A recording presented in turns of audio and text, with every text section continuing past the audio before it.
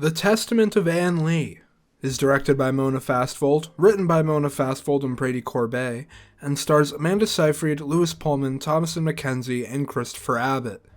And it follows the extraordinary true legend of Ann Lee, founder of the devotional sect known as the Shakers. This is a movie I was definitely very much looking forward to. I was a big fan of The Brutalist last year, and I was very curious to see what a movie with Mona Fastvold in the director's chair would look like, even though she had made some movies before I hadn't seen them. Add to that, this movie had a lot of festival buzz, and this kind of mystery around it because there was no trailer and really no images for a while, and so I was lucky enough to get to see this early a couple months ago. And while there is a ton about this movie I really admire, I ultimately had a hard time with this movie, and it didn't really land with me emotionally in the way that I wanted. But even with those issues, like I say, there is so much merit in this movie.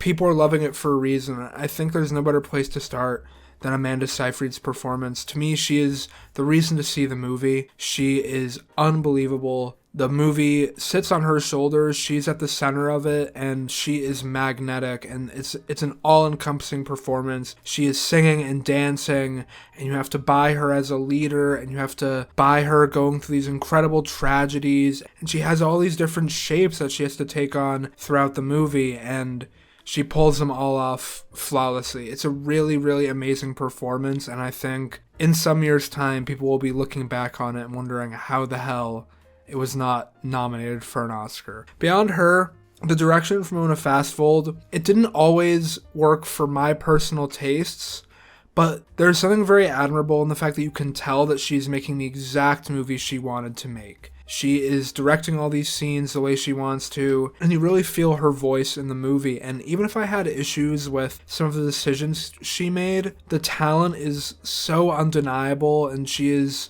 doing all these different things, much like Amanda Seyfried. She's doing all these different things, directing all these different scenes, and it's really impressive. Beyond that, production design, costume design, makeup, all these things really kind of went beyond the normal Hollywood movie production design and craft work, and really made me feel like I was physically in the space with these characters. I really kind of felt like the movie brought me back to that time, which is really impressive to me. And the most impressive craft of all is maybe the choreography, which comes into play in a big way during these musical sequences. And those musical sequences employ some cool kind of match-cutting editing as well. And while the musical sequences weren't a total success for me, there's still a ton of merit in these musical sequences, and they're really, really impressively done. And like I say, even if I have issues with some of them, there are still some that I remember very well and that really stood out to me, namely Hunger and Thirst, All Is Summer, and John's Running Song. Hunger and Thirst and All Is Summer are these great showcases for Amanda Seyfried. And John's Running Song is this kind of wacky side song where Amanda Seyfried is not giving a vocal performance, and it's kind of one of the few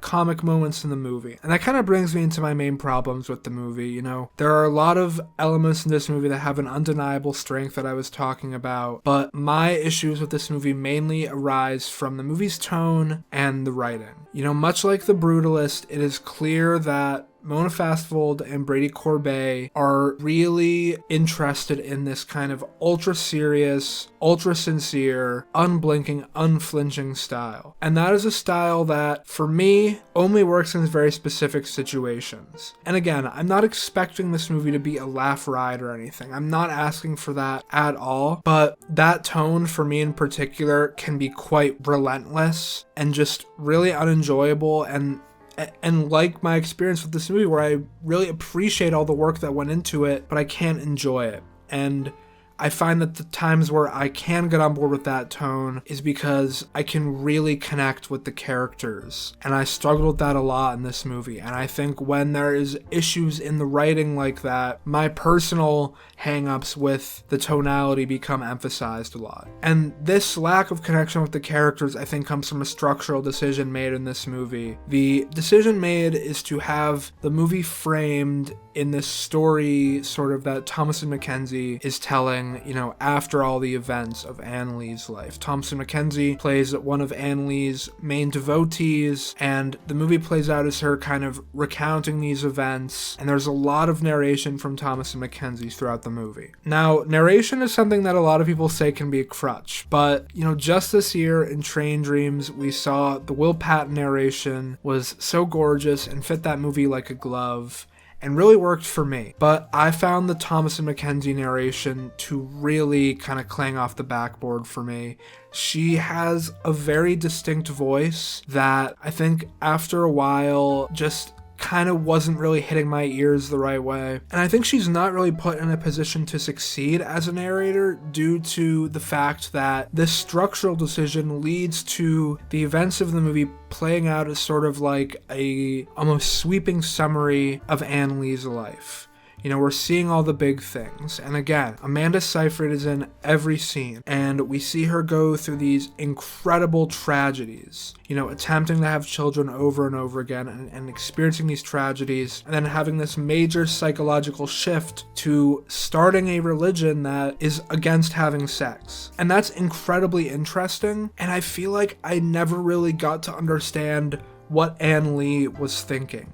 Because we're being told the story from the perspective of another person, you're not really getting to psychologize or understand or learn her feelings and why she's doing these things. And it led to me just being very disconnected from the character by the end of the movie and kind of undercutting the emotional weight of the final moments of the movie. And this issue stretches to some of the other characters. Lewis Pullman, who plays her brother, one of the other most crucial characters in the movie, who I'm just like, yeah, that was her brother. And I didn't really get anything deeper there. And it's just really frustrating when a movie like this that has such a vision and so much incredible craft and this unbelievable tour de force performance at the middle, when I just can't get past writing issues like this or my personal issues with the writing. It really is just a shame for me, and I do want to give this movie another chance, but the just general tonality of the movie was such an issue for me last time that it's kind of hard for me to imagine loving this on a rewatch. But either way, while I have these issues with the movie, these issues with the structure and the writing and the character connection and the tonality, despite that, this movie has so much merit. As I mentioned, that Amanda Seyfried performance is incredible. The directing, the cinematography, the choreography, all the crafts, really impressively done. And I think this is a movie that, if it is up your alley, it should hit so hard. And even though I have these issues with this movie, I have so much respect for it because it is just an unflinching directorial vision. And it's really exciting to watch a movie that is clearly the exact movie the person wanted to make, even if I didn't love everything about it. So while my rating is a little low, I would still absolutely recommend Anne Lee on the condition that you do your research ahead of time. You need to understand you're going into a very serious musical about the beginning of a religion that's against sex. If you can get on board with that kind of movie, I think you will absolutely love Anne Lee. But if you'll struggle with it, then I wouldn't recommend this. But despite all that, I think this movie is worth seeing, really interesting, despite all my issues with it. So yeah, thank you so much for watching. Goodbye!